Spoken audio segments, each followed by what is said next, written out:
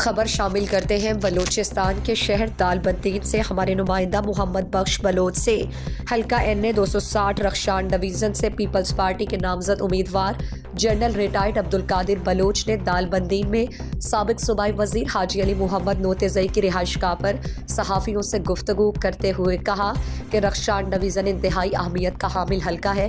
پاکستان کا مستقبل رخشان ڈویژن سے وابستہ ہے اور اس وقت دنیا کی نظریں اسی ڈویژن پہ لگی ہوئی ہیں کیونکہ پاکستان کا معاشی حل رخشان ڈویژن سے منسلک ہے۔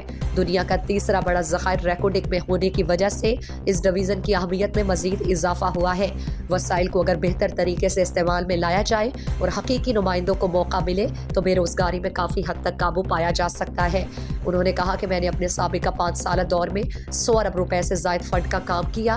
یکمشتہ خاران وڈ 300 کلومیٹر کا روڈ، نوکنڈی تا Mashkel road, 28 billion گروک dam Kharan میں ٹیکنیکل سینٹر، شمسی ڈیم مکران کو ایران سے بجلی کی فراہمی پہ میرا اہم کردار رہا تھا۔